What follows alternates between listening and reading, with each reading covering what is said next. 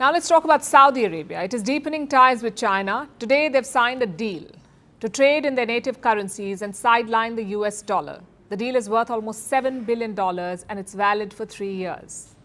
This is basically a currency swap agreement, a financial contract between the central banks of China and Saudi Arabia. And this is what it means. Henceforth, China's central bank will maintain a reserve of the Saudi riyal and the Saudi central bank will keep China's yuan. So when a payment needs to be made, these banks will just use the native currencies. The Saudis will settle their bills in yuan and the Chinese will use the riyal. It's a win-win for them. So who is the loser? The US dollar. China and Saudi Arabia have been trading a lot lately. Since 2013, China has been buying a ton of oil from Saudi Arabia, making up about 21.7% of all the oil Saudi Arabia sells abroad. Even though China usually has more money coming in from trade than going out, it actually ends up spending more money on stuff from Saudi Arabia than Saudi Arabia spends on Chinese goods. And there are reasons why China wants to build good diplomatic ties and do business with Saudi Arabia. And this is where China's brilliant strategy comes in. And in this video, we will talk about why China wants to build good diplomatic ties with countries from the Middle East. Let's find out. Number one, it is about dollarization.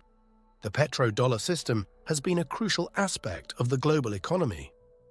Since the 1970s, it emerged when major oil-producing countries, particularly those in the Middle East, agreed to price and sell their oil exclusively in US dollar. In return, these countries received military protection and support from the United States. This arrangement led to a high demand for dollars globally, as countries needed dollars to buy oil, effectively making the dollar the dominant currency in international trade and finance. Now, if this petrodollar system were to collapse, it would mean that oil-producing countries start accepting other currencies or even cryptocurrencies for their oil exports. This could happen due to various reasons such as geopolitical shifts, changes in energy markets, or a loss of confidence in the stability of the US dollar. If major oil-producing countries decide to diversify their currency reserves and trade agreements away from the dollar, it could lead to a significant reduction in dollar usage. For example, Saudi Arabia, a key player in the petrodollar system, starts accepting Chinese yuan for oil sales. It could encourage other countries to follow suit. Economic instability. High levels of debt or inflation in the United States could erode confidence in the dollar as a reliable store of value. Investors in countries may seek safer assets or currencies, leading to a gradual shift away from the dollar in international transactions. However, it's important to note that the petrodollar system has been in place for a long time and has a lot of influence. Even if there are challenges or changes in the system, a complete collapse would likely be a slow process rather than an abrupt event. Regardless if China wants to surpass United States, it will have to end the dollar's hegemony, and to do that, the petrodollar has to collapse as crude oil is the world's largest trade commodity. And for the petrodollar dominance to stop, it will have to start with Saudi Arabia, as the kingdom has significant oil reserves and play the role as a major global oil exporter.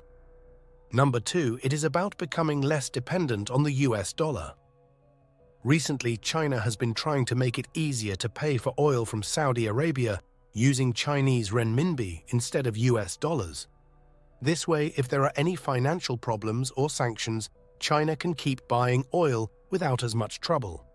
Even though only about 7% of global trade uses RMB in China, more and more deals are being made with RMB, about 23% of total trade. So if we look at how much oil China buys from Saudi Arabia every day, and imagine it's paid for in RMB, it could add up to about $15 billion every year. But remember, these are just estimates. The important thing is that China has set up a system to make paying in RMB possible in the future. By using RMB for oil trade, China can make sure it keeps getting oil, even if there are problems with using US dollars. This is important because China doesn't want its money or the money of Chinese companies to get frozen or blocked by other countries, especially during a crisis or if things get really bad. China's leaders are worried that without a good way to pay for things, they might not be able to get what they need, especially during a war. If China can keep using RMB to buy oil from Saudi Arabia, it can avoid some of these problems the more China and Saudi Arabia trade using RMB instead of dollars. The less they have to worry about US sanctions affecting their oil deals. Even though the dollar is still the most important money globally and oil prices are mostly set in dollars. This is why China's leader Yuan Tan asked Saudi Arabia to start accepting RMB for oil payments. He even talked about using digital currency and new ways of trading. To make this happen, Saudi Arabia seems open to the idea of using RMB, which is becoming more popular globally for trade and finance. The RMB is now used a lot for international payments, trade financing, and exchanging foreign currencies.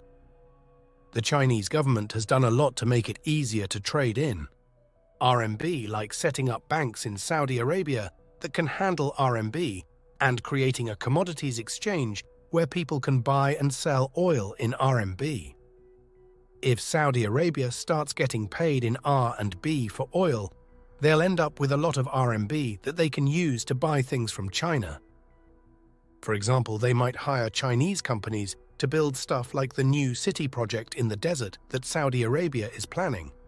This would make it easier for Saudi Arabia to be part of China's Big Belt and Road Initiative, which is all about connecting countries through trade and projects. Saudi Arabia can also invest the RMB they get from selling oil back in China.